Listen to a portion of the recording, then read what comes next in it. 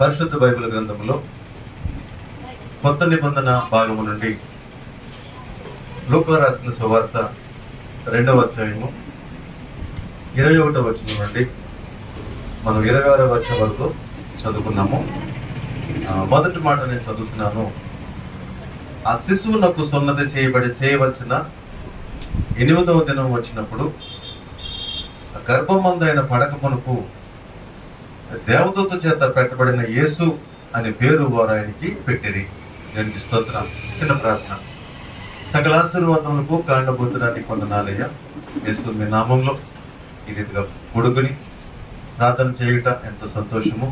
నీ వాక్య ధ్యానం చేయించుండగా నీ బిడ్డ నేను నన్ను మరుగుపరిచి నీ ఆత్మ నాయం నుంచి కూడి వచ్చిన బిడ్డలతో నాతో మాట్లాడి బలపరచమని యేసు నామంలో ప్రార్థించి అడిగి పొందుకున్నాను తండ్రి. దేవునికి స్తోత్రం. రైట్, చదువుకున్న వాక్యాన్ని మనం గమనిస్తుంటే, ఆ శిశువునకు సున్నతి చేయవలసిన 8వ దినం వచ్చినప్పుడు గర్భమందైన పడక మునుపు దేవదూత చేత పెట్టబడిన యేసు అని పేరు ఆయనకు పెట్టింది. యేసుక్రీస్తు ప్రభువారు శిశువుగా ఉన్నప్పుడు ఆయన పుట్టిన 8వ రోజున మరి దేవాలయానికి తీసుకెళ్లి అక్కడ ఆయనకి పేరు పెట్టడం జరిగింది. యేసు ప్రభువుకి ముందుగానే పేరు నిర్ణయించబడింది. సృష్టికర్త అయిన దేవుడే ఆయనకి ముందుగానే యేసు అనే ఒక పేరును తెలియపరిచారు. దేవదూతలు యేసు అన్న మాటకు రక్షకుడు అని అర్థము. కాబట్టి కొన్ని విషయాలు మనం నేర్చుకోవాలి. మరి ఎన్నో రోజున పేరు పెట్టాలండి అని ఒక ప్రశ్న చాలా మందికి ఉంటుంది. నేను క్లియర్ గా కొన్ని విషయాలు చెప్తాను, నేర్చుకోండి. మన బైబిల్ బట్టి నేర్చుకుంటాం అంతా కూడా. లోకంలో కొన్ని ఆలోచనలు ఉంటాయి, సరి సంఖ్య బేస్ సంఖ్య అని. మరి 3వ రోజు, 5వ రోజు, 7వ రోజు, 9, 11 ఇలాగా సంఖ్య చెప్తా ఉంటారు. అవి లోకాచారాలు. లోకం అది వెంబడిస్తుంది.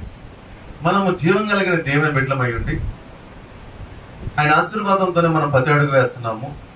ఆయన ఆశీర్వాదంలో మనం సజీవులుగా ఉన్నాం. కాబట్టి ఆయన చిత్తాన్ని నెరవేర్చడానికి ఆయన ఆలోచన మనం ఇష్టపడే చెప్తే, లోకంలో ఎవరో ఏదో చెప్పారని ఆలోచన మనకు రాకూడదు. గుర్తుపెట్టుకోండి. రైట్. అయితే 8వ రోజున యేసు ప్రభు పేరు పెట్టారు. అయితే మనం బైబిల్ ప్రకారం ఎంత రోజు పెట్టుకోవాలా అని ఒక ప్రశ్న ఎవరైనా వేస్తే నేను ఒక మాట చెప్తాను. బైబిల్ అపోస్తుల కార్యముల వరకు కూడా పాత నిబంధనే. వాస్తవానికి కొత్త నిబంధన అనేది మత్తయి సువార్త ప్రారంభమైనప్పటికీ ఈ 4 సువార్తలు కూడా ధర్మశాస్త్రాన్ని కంప్లీట్ చేస్తాయి. అపోస్తుల కార్యం నుంచే పరిశుద్ధాత్మ నడిపింపులో ఒక క్రొత్త నిబంధన యేసు చెప్పిన బోధ ప్రారంభమైంది. యేసు ప్రభు వారు బోధ స్టార్ట్ చేసుకొచ్చారు. అంటే ధర్మశాస్త్రంలో కొన్ని ఆచారాలు, కొన్ని పద్ధతులు పెట్టారు. అవన్నీ యేసుక్రీస్తు ప్రభుతో సంపూర్తి అయిపోతాయి. కాబట్టి పాత నిబంధన ప్రకారమే మనం ఎంత రోజు పెట్టుకోవాలని రూల్ ఏమీ లేదు. చెప్తాను ఏంటంటే, అర్థమవుతుందా? పాత నిబంధన ప్రకారం ఎంత రోజు పెట్టుకోవాలి, కొత్త నిబంధన ఎలా పెట్టుకోవాలన్న ప్రశ్న నేను చెప్తున్న జవాబు చెప్తాను. కొత్త నిబంధన ప్రకారం ఏంటంటే, మనకు ఆచారం లేదు కానీ మన అనుకూలం తీసుకోవాలి. సపోజ్ తల్లికి ఉంది, ఆపరేషన్ చేశారు, క్రిటికల్ గా ఉంది, అప్పుడు స్నానం చేయకూడదు, కదపకూడదు. బైబిల్లో ఒక ఆచారం తీసుకొచ్చి 8 రోజులు పేరెట్టాలి కదండి, 8 రోజులు తీసుకురా కదని చెప్పేసి బలవంతంగా స్నానం చేయంతే ఆ బిడ్డకు ప్రమాదం. అదవుతుంది. కాబట్టి కొన్ని కండిషన్స్ ఉంటాయి.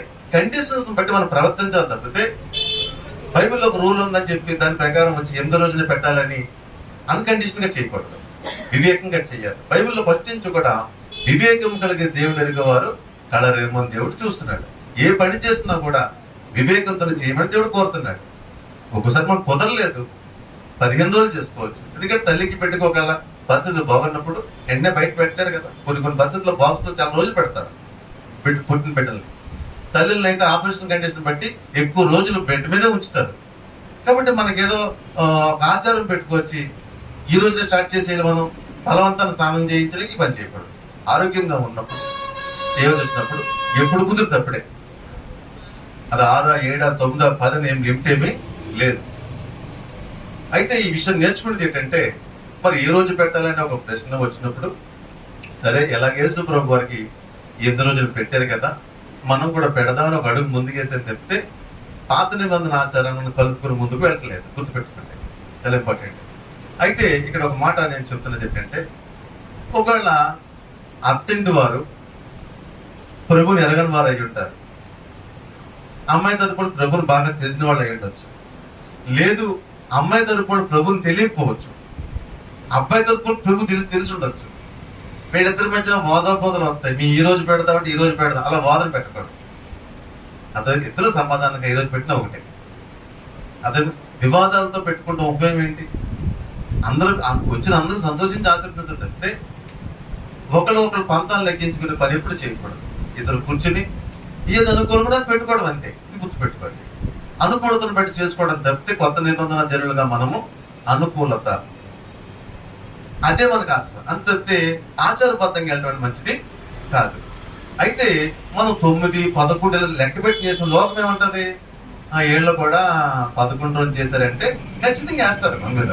ఆ లోకాచారాన్ని అనుసరిస్తున్నారు వీళ్ళు, లోకం పద్ధతిలో పోతున్నారు వీళ్ళు అని అంటారు. కాబట్టి అనుకోవడానికి వీలు చేయకూడదు. అర్థమవుతుందా? బైబిల్లో ఎక్కడా కూడా అలా అవకాశం ఇవ్వలేదు దేవుడు. 3 తండ్రి కుమార పరిశుద్ధాత్మ కదా 3 అంటారు కొంతమంది. కాబట్టి దేవుడు 7 రోజులు ముగించాడు కదా 7 అంటారు. మరి 10 10 అంటారు. ఇలా మనం చెప్పుకోవడం 3 అక్షరాలు 3 అంకెలు ఉంటాయి. అవన్నీ కాదు. మరి నాకు తెలిసిన విషయం చెప్తున్నట్టంటే, దేవుని బిడ్డలుగా కొత్త నిబంధన జనులుగా దేవుని అనుకూలంగానే వివేకంగా చేయాలి చేస్తుంది. గుర్తుపెట్టుకోండి. ఆ సమయం ఈ సమయానికి ఏమీ లేదు. హల్లెలూయా. రైట్. ఇక్కడ 8వ రోజున యేసు ప్రభువుని దేవాలయాన్ని తీసుకొచ్చి పేరు పెట్టారు. పేరు చాలా ఇంపార్టెంట్. గుర్తుపెట్టుకోండి, పేరు చాలా ఇంపార్టెంట్. స్పష్టంగా రాయబడింది. దేవదూత చేత దేవుడు రాయించమన్న పేరు ఇక్కడ పెట్టారు. కాబట్టి ఏదో ఒక పేరు అని ఎప్పుడో నిర్లక్ష్యం చేయకూడదు. పేరు విషయంలో మాత్రం చాలా జాగ్రత్త కలిగి ప్రార్థనాపూర్వకంగా వెళ్ళాలి. నేను ప్రభుని తెలియక ముందు కొన్ని కుటుంబాల్లో నేను విన్న మాటలు చెప్తున్నాను. పుట్టినప్పుడు ఏదో సంథింగ్ ఏదో ప్రాబ్లం జరుగుతుంది. వాళ్ళకున్న అనుభవాలతోటి ఆ బిడ్డను తీసుకెళ్లి పెంట పెట్టేస్తారు. అదొక ఆచారం. అది అతనికి ఏం పేరు పెడతారంటే పెంటయ్య అని పెడతారు. అలాంటి పేరు మనం విన్నాం కూడా.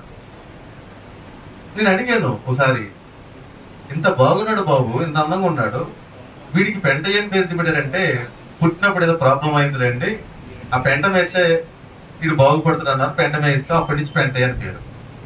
కాబట్టి ఇలాంటి అనాలోచన పేర్లు పెట్టడం మంచిది. దేవుని బిడ్డలుగా పేరు విషయంలో మనం వివేకం కలిగి ఉండాలని దేవుడు కోరుచున్నాడు. సరే, బైబిల్లో కొన్ని విషయాలు చెప్తున్నాను. దేవుడు పోలు పేర్లు పెట్టాడు. ఆదికాండం 1వ అధ్యాయం తీరితేనే ఆకాశానికి ఆకాశం పేరు పెట్టింది ఆయనే, భూమికి భూములు పేరు పెట్టింది ఆయనే. ప్రతిదానికి ఒక పేరు కావాలి.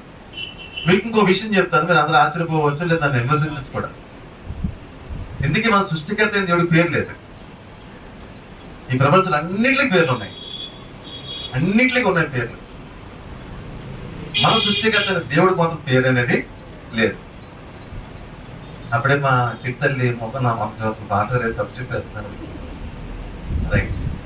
ఎందుకు ఈ మాట చెప్తున్నానంటే, దేవుడు మనం ఆయన పరిచయం చేసుకోవడానికి పేరు చెప్పాడు. మోషే దేవుడిని అడుగుతాడు, నీ పేరు ఏమి అని అడుగుతాడు. ఎందుకంటే ఆయన ఎవరో దీన్ని తెలుసుకోవాలి కదా అంటాడు. దేవుడు అంటాడు అప్పుడు, నేను ఉన్నవాడు అనువాడను. అంటే అర్థం ఏంటి? అన్ని కాలాల్లో ఉన్నాను, అన్ని సమయాల్లోనూ అంతటా ఉన్నాను. అది పేరు కాదు, ఉనికి. అది పేరు కాదు, ఉనికి. అంటే నా యొక్క స్వభావం నేను ఏంటంటే అన్ని కాలాల్లో ఉంటాను, అన్ని సమయాల్లో ఉంటాను, అంతటా ఉంటాను. అలా ఆయన పరిచయం అయ్యాడు. అర్థమవుతుందా? అలాగే యేసు ప్రభుకి యేసు అని పేరు పెట్టిన కారణం ఏంటి? యేసు అనే మాటకు రక్షకుడు అని అర్థం. అర్థమవుతుందా? ఆయన రక్షించేవాడు.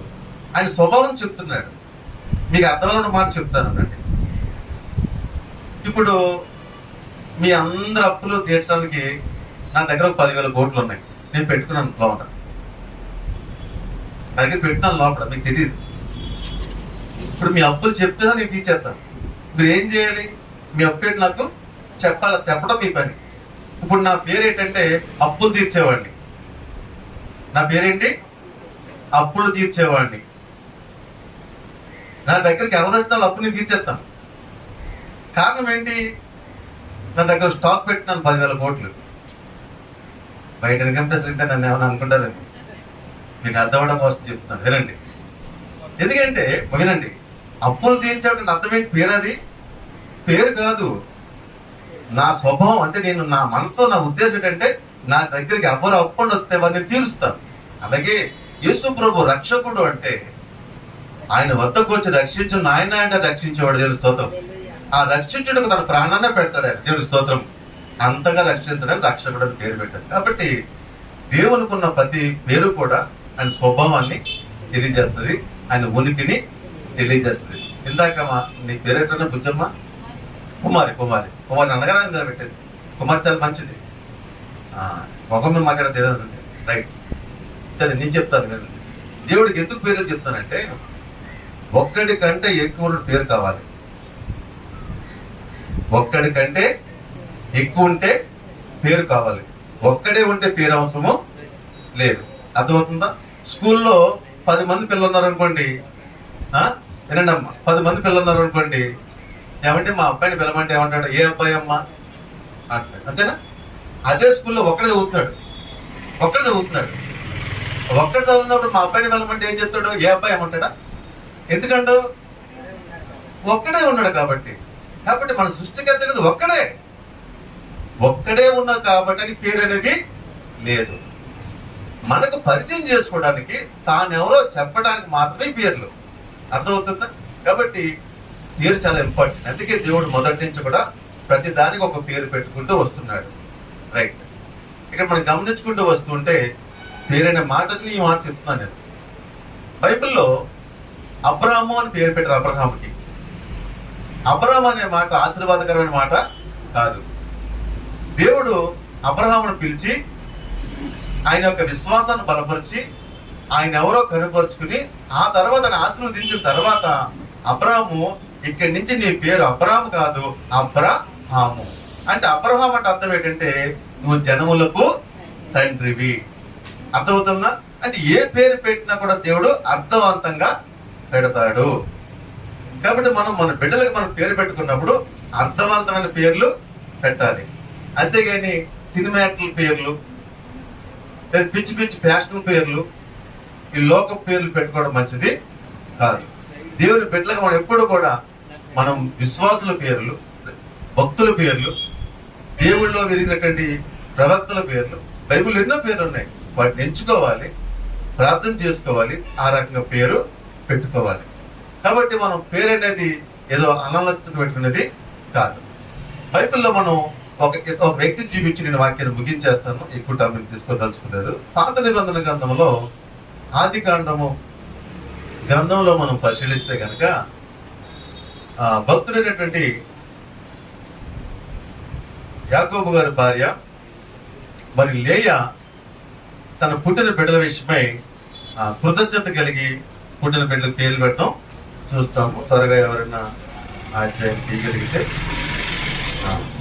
రైట్.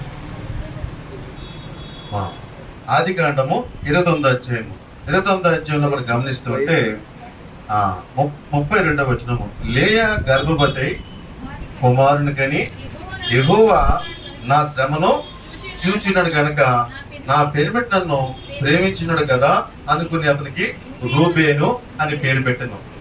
ఆ అధ్యాయం మనం చూస్తే ప్రతి పేరులో కూడా ఒక అర్థం ఉంటది. ఇందులో ఒక పేరు ఏంటంటే తన పుట్టిన మరొక బిడ్డ పేరుని గమనిస్తూ ఉంటే అతని పేరు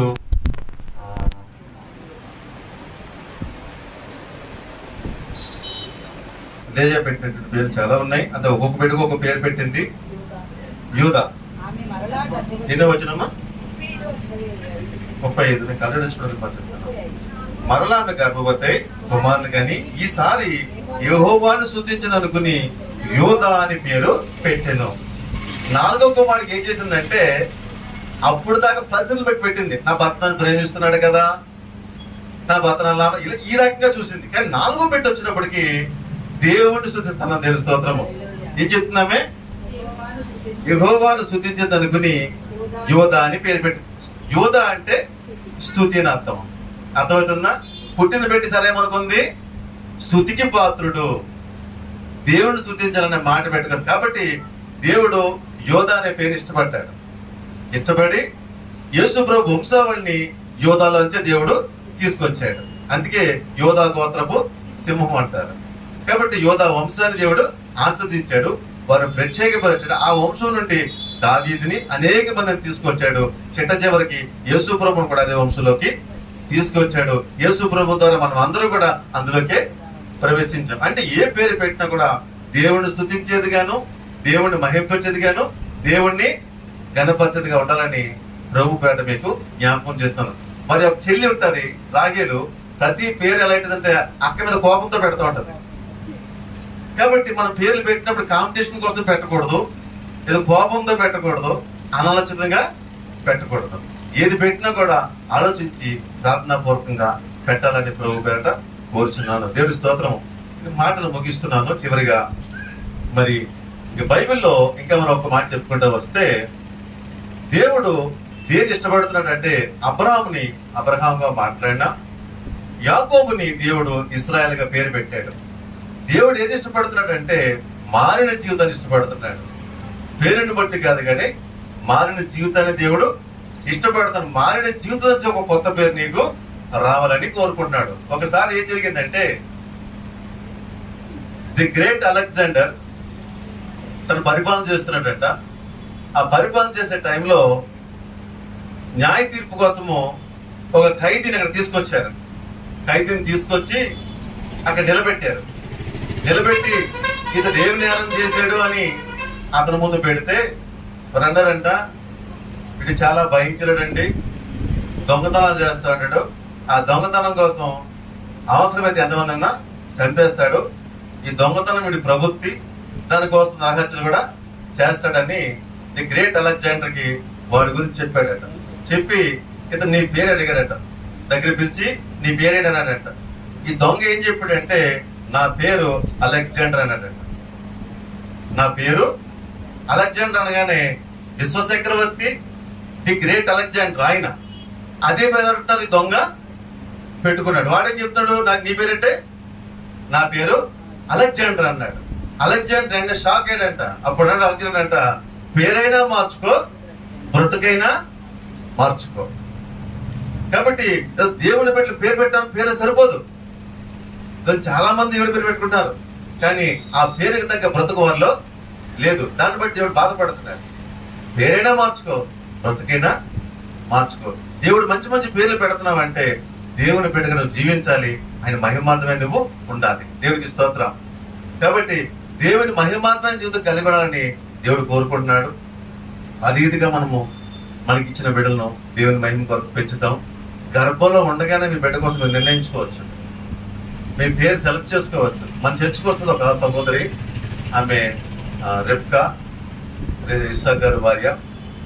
మొదట అబ్బాయి పుట్టాడు, ఆ అమ్మాయి పుట్టింది. రెండవసారి ఆమె ఆశ కలిగి అబ్బాయి పుట్టాలని మన చర్చకు వచ్చి ముందు ఎప్పుడో వాళ్ళు గుంటూరు జిల్లాలో ఉన్నప్పుడు ముందుగానే నాకు పుట్టబోయే బిడ్డ పేరు ఏంటంటే ప్రశాంత్ అని పేరు పెట్టేసుకుంది. ధైర్యం రాసుకుంది. ఎవరైనా ఒక మాట నాకు ఏం పెడుతున్నాడని చెప్పాడు, బాబు పెడుతున్నాడు. ఆ బాబు పేరు ప్రశాంత్ అని చెప్పుకుంది.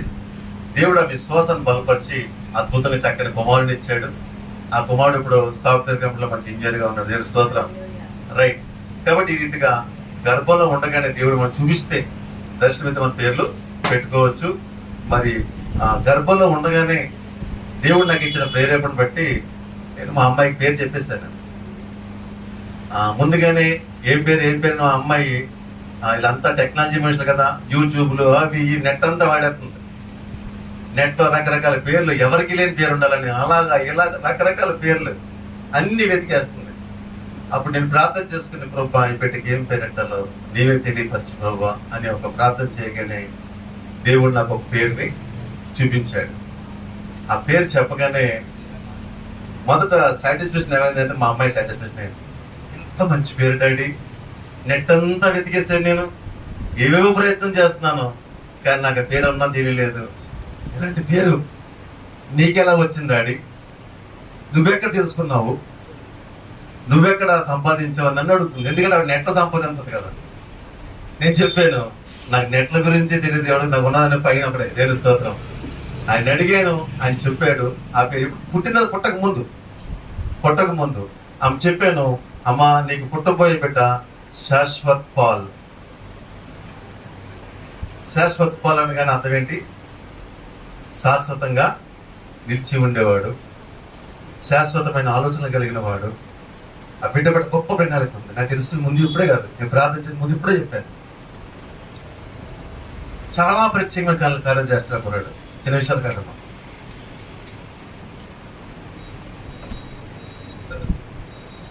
History maker. చాలా నేను చెప్పలేను, నేను చెప్పుకుంటే ఇంకో రకంగా ఉండొచ్చు, బయట చెప్తే అర్థం ఉంటుంది. ఎందుకంటే వాళ్ళ తాత కాబట్టి చెప్పేసేట మా అమ్మాయి గురించి నేను ఆ మనసు నాది కాదు కాబట్టి నేను ఎక్కువ చెప్తే కూడా అది బాగోదు. కాబట్టి నేను చెప్పిన వెంటనే మా బాబుకే చెప్పాను. గర్భంలో ఉన్నప్పుడు వాడు ఏమేమి చేస్తాడు, ఎలా ఉంటాడు, ఆ పరిస్థితి అన్నీ కూడా నేను ప్రతిదీ నేను చెప్తుంటే ఎంతవరకు నమ్మింది నాకు తెలియదు, కానీ నమ్మేవా? నమ్మిందంట. దేవుని స్తోత్ర. చరిత్రలో చాలా విలువైన కార్యాలు, ఇంకా చెప్పుకోవడం చాలా గ్రేట్ విషయాలు, అన్ని కార్యాలు దేవుడు ఆ కుమార్తె జరిగించిపోతున్నాడు. దేవుని స్తోత్రము. ఆ చరిత్రలో నిలిచిపోయే కొన్ని అద్భుతాలు ఆ బిడ్డ ద్వారా దేవుడు జరిగిస్తున్నాడు. దేవుని స్తోత్రం. అది ఎలా జరిగిందో నాకే తెలియదు, ఏం జరిగిస్తా తెలియదు, కానీ నేను, మా తోడళ్ళు, మా తమ్ముడు మా కుటుంబం అందరూ ఆశ్చర్యపోయి ఏంటంటే రెండో రోజు నడిచింటాడు. సెకండ్ డే నడుచుకోలేక వెళ్ళిపోయాడు అంతే. ఇలాగా వాకింగ్ జస్ట్ చేయబడుకొని అలా అడుగులేసినాక వెళ్ళిపోయాడు. ఏళ్ళసాక అయిపోయారు. ఏంటి నడవడం ఏంటది అంటే విచిత్రంగా ఉంటే ఎన్ని కార్యాలు అంటే నేను చెప్తే మీకు వింతగా ఉండొచ్చు. రెండో రోజు ఎక్కడ నడుతారా ఉండొచ్చు, నడిచి చూపించాడు, మాకు అర్థం కాదు. ఇది ఎవరి సాక్ష్యాలు ఇవి? ఎవరున్నట్టు అనుభూతి లేరు కదా, ఇస్తారుందా? దేవుని స్తోత్రం. సరే ఇవన్నీ కాదండి, ఇలాంటివన్నీ ఏదో దేవునిలో గొప్ప కార్యం చేయబోతున్నాడు. అది అలా ఉండాలని మనందరూ ప్రార్థన చేయాలి. ఫస్ట్ కడుపులో కలలే చెప్పుకున్నాడు, చేతులకి అలా అమ్మంది అన్నాడు చాలా గట్టిగానే, చేతులకి ఇలా జరిగేది. ఇప్పుడు కానీ అలలే రెండు చేతులు తగ్గిస్తున్నాడు. నేను అన్నాను, బాబు నేను అన్నాను బయటకు వెళ్తానమ్మా, వాటితో మాట్లాడతాం కదా, నేను వాకింగ్ టైంకి వచ్చేస్తానమ్మా, నువ్వు ఆరాధన నడిపించేస్తామన్నా. ఏంటి బుర్ర ఊపుతున్నాడు. చాలా సంతోషించాను. అల్లి కానీ చేతి పైకి ఎత్తాడు. ఇలా దేవుళ్ళో పెంచండి, లోకపు మాట్లాడుతూ ఆ సెల్ ఫోన్ చేతికి ఇచ్చి సెల్ ఫోన్తో పెంచడం కాదు, కానీ దేవుని పెట్టగా దేవుని వాక్యంతో పెంచండి, దేవుని మాటలతో పెంచండి. ఆ రీతిగా ఉండాలని కోరుకుంటూ ఇందా చెప్పాను కదా, వాళ్ళ పిన్ని నీకు 6 ప్యాక్ రప్పిందా అంది. అలా అవి లోకపు మాటలు, అవి నాకు తెలియదు. నేను అన్నాను నీకు 66 ప్యాక్ రప్పిందని అన్నాను. 66 ప్యాక్ అంటే ఏంటి? బైబిల్ 66 గ్రంథాలు, 66 గ్రంథాలు కూడా నువ్వు నేర్చుకోవాలి, దాని ప్రకారం నువ్వు జీవించాలని కోరుకున్నాను. మనం అందరూ కూడా మనస్ఫూర్తిగా ఆశిద్దాము. దేవుడి మాటలు దీవించిన కాక ఆమె. God bless you all. Right, మనం ఇప్పుడు ఈ బాబుకి పేరు పెడుతూ అభిషేకిద్దాం.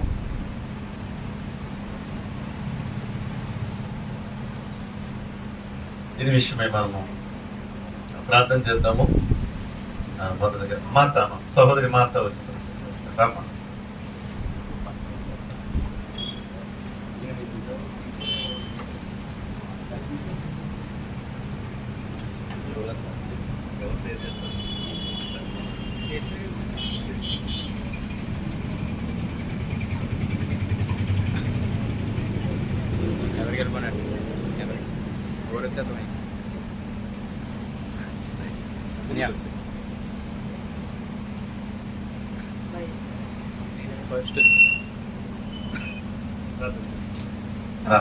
పరిశుద్ధుడైన దేవ, కృప కలిగిన తండ్రి, దయగలిగిన ప్రభువా, జీవం కలిగిన యేసయ్య, జీవాధిపతి, నీ ప్రశస్తమైన పాదములకు వందనాలు, స్తుతులు, స్తోత్రాలు చెల్లిస్తున్నాము నాయన.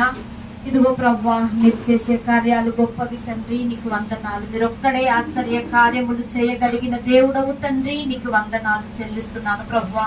నువ్వెంత మంచి దేవుడవు ప్రభువా. మానవ నాయన ఆయా జీవితాలను ఎరిగిన వంటి దేవుడవు తండ్రి, నీకు స్తోత్రాలు చెల్లిస్తున్నాను. కుటుంబ వ్యవస్థను స్థాపించి ఆయా కుటుంబాల్ని ప్రేమించే దేవుడవు తండ్రి, అందును బట్టి నీకు వందనాలు చెల్లిస్తున్నాను ప్రభువా. ఇదిగో తండ్రి, ఈ సాయంత్రకాల సమయంలో తండ్రి ఈ రీతిగా కూడుకొని ప్రార్థన చేయటానికి, స్తుతించటానికి ప్రభువా, అయా మీరిచ్చిన ఈ విలువైన ప్రశస్తమైన సమయాన్ని బట్టి నీకు వందనాలు ప్రభువా. ఇదిగో నాయన అయా సతీష్ పాల్ని ప్రభా నాయన దివ్యమును ప్రేమించి అయా వారి నాయన ఏకపరిచి ప్రభా నాయన చక్కని కుటుంబముగా ప్రభా మీరు నాయన నిర్మాణము చేసి వారిద్దరికి ప్రేమించి ఇచ్చిన చిన్నారి బిడ్డను బట్టి నీకు స్తోత్రాలు చెల్లిస్తున్నాను నాయన. అయా గత 9 నెలలు ప్రభా తల్లి గర్భములో నాయన అయా మీరే ప్రభా భిండముగా ఉండి నాయన ఉంచి అయా నాయన నీ ప్రేమతో నీ కృపతో నాయన బిడ్డను ప్రభా తల్లి గర్భంలో ఆదరించి బలపరిచి ఆరోగ్యం ఇచ్చి నాయన అయా క్షేమముగా ప్రభా డెలివర్ అవ్వటానికి నాయన మీరు చూపించిన కృపను బట్టి నీకు వందనాలు ప్రభా. మీరెంత మంచి దేవుడవు ప్రభా. అందుకే నాయన నియమింపబడిన దినములలో ఒకటైనను కాక మునిపే నా దినములన్నీ నీ గ్రంథములో లిఖితములైనని ప్రభా దావీదు అన్నట్లుగా ప్రభా అయా చిన్న బిడ్డను ప్రభా నాయన అయా నియమింపబడిన దినములలో నాయన ముందే ప్రభా అయా నాయన బిడ్డ జీవితంలో రాబోతున్న భవిష్యత్తులో ప్రభా ఏమి చేయాలో ఎలాగుండాలో ప్రభా అయా మీరు ముందుగా నిర్ణయించిన దేవుడవు నాయన. అందును బట్టి నీకు వందనాలు చెల్లిస్తున్నాను. సంఘ ప్రార్థన దయచల్లు ప్రార్థన అయా బిడ్డ విశ్వాసాన్ని చూసి ప్రభువా మీరు ఇచ్చిన గొప్ప నాయన బహుమానాన్ని బట్టి నీకు వందనాలు. ఎందుకంటే గర్భఫలము యెహోవా ఇచ్చు బహుమానం అంటున్నావు తండ్రి. ఆ బహుమానాన్ని మీరు ప్రేమగా ఇచ్చినందుకు నీకు స్తోత్రాలు నాయన. వారి జీవితంలో వారి కుటుంబ జీవితంలో మీరు ఇచ్చిన బహుమానము అయా ఎంత మాత్రమును కూడా నిరర్థకము చేయకుండా ప్రభువా నీ దయందు పెద్దల దయందు వయస్సందు జ్ఞానమందు అన్ని విషయాలలో ప్రభువా బిడ్డలు వర్ధిల్లడానికి మీ కృప చూపించమని అడుగుతున్నాను తండ్రి. అయా మంచి పేరును తండ్రి దైవజనులకి ప్రభా మీరు ప్రేరేపించి ఆలోచనలో మీరుండి నాన్న అయా బిడ్డ భవిష్యత్తును ముందుగా మీరు ఎరిగి నాయన అయా నాయన మంచి పేరును ప్రభా బిడ్డకు అయా మీరు ఇచ్చిన విధానాన్ని బట్టి నీకు స్తోత్రాలు చెల్లిస్తున్నాను తండ్రి. అయా నీకు వందనాలు ప్రభా నాయన. తల్లిదండ్రులు నాయన అయా బిడ్డకు ప్రభా వారి జ్ఞానముతో చక్కగా పెంచడానికి నాయన నీ కృప దయచేయండి. అయా బిడ్డ నీలోనే ఎదగాలి ప్రభా, నీ కొరకు వాడబడాలి, నీ కొరకు అనేక జనాంగానికి ప్రభా అయా ఆశీర్వాదకరముగా మీరు ఉంచుతున్న విధానాన్ని బట్టి నీకు స్తోత్రాలు. మీలో ఫలించడానికి నీ కృప దయచేయండి అయా. మీరే కృప ఉంచమని అడుగుచున్నాను తండ్రి. నీకు వందనాలు తండ్రి. అయా ప్రభా రాబోతున్న దినాలలో బిడకు ఆశీర్వాదకరముగా మీరు చేస్తున్నందుకు మీకు వందనాలు. అనేక జనాంగానికి ప్రభా గొప్ప నైనా అయా ప్రభా నైనా ఆశీర్వాదకారకుడుగా ప్రభా ఈ దినాన్న తండ్రి మీరు ఉంచుతున్న విధానాన్ని బట్టి నీకు స్తోత్రాలు. ఇంతవరకు చెప్పిన అయా వాక్యాన్ని బట్టి నీకు స్తోత్రాలు చెల్లిస్తున్నాను. అవును తండ్రి, మీరు పుట్టక ముందే అయా యేసు అని పేరు పెడతావని నాయన అయా ప్రభా గర్భ్రియలు దూత నాయన మరియమ్మతో చెప్పినట్లుగా నాన్న అయా బిడ్డడు పుట్టక ముందే ప్రభా దైవజనులకి మంచి ఆలోచన ఇచ్చి అయా మంచి పేరును నామకరణ చేయడానికి మీరు చూపిస్తున్న కృపను బట్టి నీకు వందనాలు తండ్రి, స్తోత్రాలు. ఇంతవరకు జరిగిన ఆరాధనలో మీరుండినందుకు మీకు వందనాలు చెల్లిస్తున్నాను తండ్రి. వాక్యములో ప్రభా బిడ్డ చెప్పిన సాక్ష్యములో నాయన అవును తండ్రి నీకు స్తోత్రాలు. బిడ్డ బలహీనురాలు ప్రభువా అయా మీరు బలపరిచారు నాన్న, ఆరోగ్యం ఇచ్చారు అయా. తల్లి బిడ్డకు వేరైనంత వరకు ప్రభువా నీ కృప చూపించావు. నీకు వందనాలు చెల్లిస్తున్నాను తండ్రి. దివ్యమ్మకు నాయన సతీష్ కు ప్రభువా మీరు ఇచ్చిన ప్రేమను బట్టి నీకు స్తోత్రాలు చెల్లిస్తున్నాను. వారి ఏక మనస్సు కలిగి ఏక ప్రేమ కలిగి నాయన అయా బిడ్డను ప్రభువా నీ కృపలో పెంచడానికి సహాయం చేయమని అడుగుతున్నాను తండ్రి. నీకు వందనాలు. ఇప్పుడు నామకరణ చేస్తుండగా తండ్రి అయా బిడ్డకు ప్రభువా శాశ్వతమైన ప్రేమతో మీరు ప్రేమిస్తున్నందుకు మీకు వందనాలు చెల్లిస్తూ కుటుంబాన్ని దీవించండి, ఆశీర్వదించండి. నీ కుడి కొట్ల ప్రతి బిడ్డను కూడా దీవించమని అడుగుతున్నాను తండ్రి.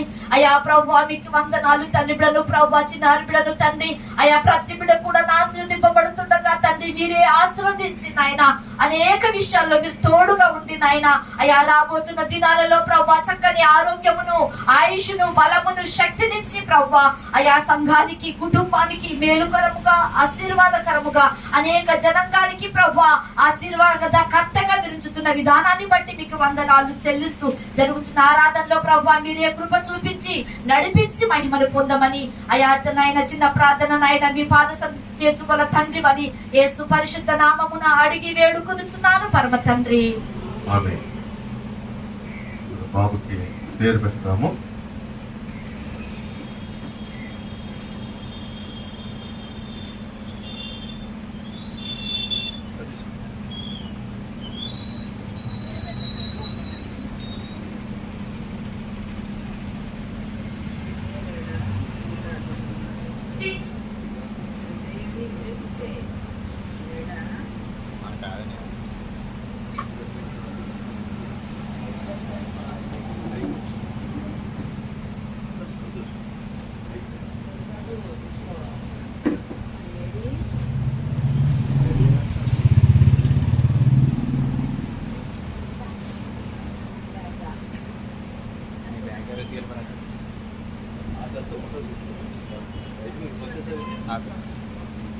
ఆపినాక